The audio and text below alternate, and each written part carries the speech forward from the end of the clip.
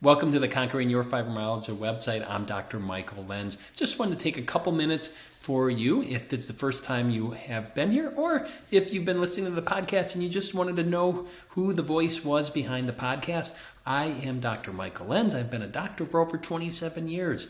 I am wearing a lot of different doctor hats. I'm a pediatrician. I am an internal medicine doctor. That means I take care of adults and non-surgical management of both kids and adults. I also became a diplomat of the Board of Clinical Lipidology, as well as lifestyle medicine. The goal of this website, podcast, and book are to help you, if you're living with fibromyalgia, to live the best life possible. Despite often severe struggles, often by the time somebody's getting to this website and the podcast, they are not at very mild levels, and they often have had this for years, if not decades.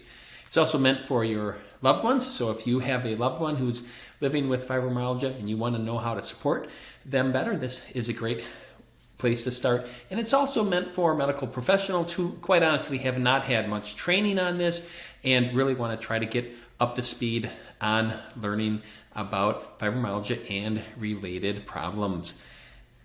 I'll give you a few tips for you just generally about fibromyalgia. Fibromyalgia is a very complex problem. This involves a difference in how the central nervous system processes and manages stimuli to our body. So it's not just pain, which is diffuse pain throughout our body in more than one location. That's been chronic, going on for months and if not years. There's also a lot of fatigue that often is more severe than pain for many people. There's also cognitive difficulties, and the lingo often goes by brain fog, and often there's insomnia. There are many co-occurring conditions that go along with this that have to be looked at, both medical, psychiatric, and other related issues. There's a strong effect of the impact of lifestyle and social pressures and stresses that have an impact on how you are living with these conditions. And conditions meaning we think of things like fibromyalgia, but there's things like migraines, dysmenorrhea, which is painful periods, chronic tension headaches, interstitial cystitis or painful bladder syndrome, irritable bowel syndrome, disorders of the gut-brain interaction, POTS, TMJ, and many more. And all of these are under the same umbrella of what we call nociplastic pain, which is that central nervous system processing pain.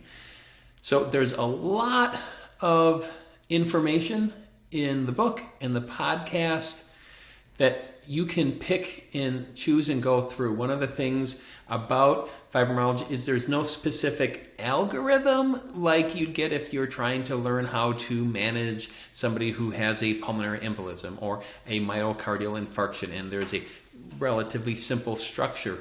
But there are some things that you can do to help prepare yourself for your doctor visit. So if you're trying to see me as a doctor and you haven't yet, I would love for you and or for your doctor that you're going to be seeing is to write down your history. This often goes back to childhood, and then what health issues have you had going back? Look at all of the things, not just health issues, but what were things going on, social issues. Many people have been through trauma, injuries, accidents, life changes, marriage, divorce, birth of children, etc., that may have had an impact and often do have impacts on those who have fibromyalgia.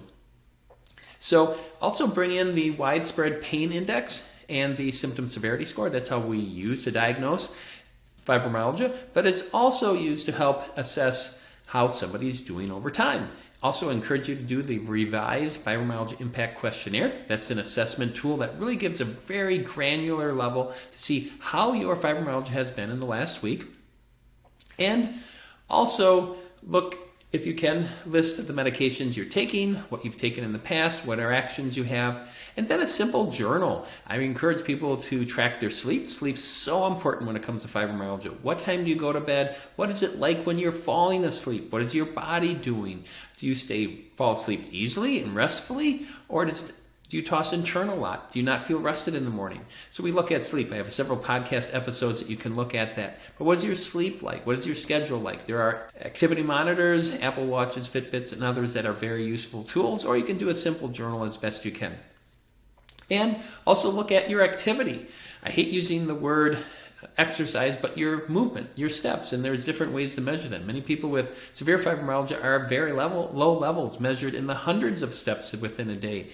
But track that over the week, and you may find that even though you may get 500 steps one day and 100 the other, but maybe you pushed it and got up to 3,500 steps one day, which is a lot, and you overdid and you felt worse. So keeping track of that is another useful tool. And also write down any questions you have, goals. If you can write those down, those are some great starting points that you can do. And also look at what kind of food you're eating. What is your diet like? Any other symptoms that you may have, we call it review of systems, which is a checklist of all the different general body systems, are useful tools that you can bring in. I encourage you, if you can print that out ahead of time, write that down, keep that organized in a way, talk about that with your loved one, your support family, spouse, etc. It's a very big help for you. And it's also, don't forget to add to your history. What was your academic history like? How far did you go in school? What were your academics? Because we're finding that people who have neurodivergent brains are more susceptible to having fibromyalgia related issues. So having that insight is also really helpful.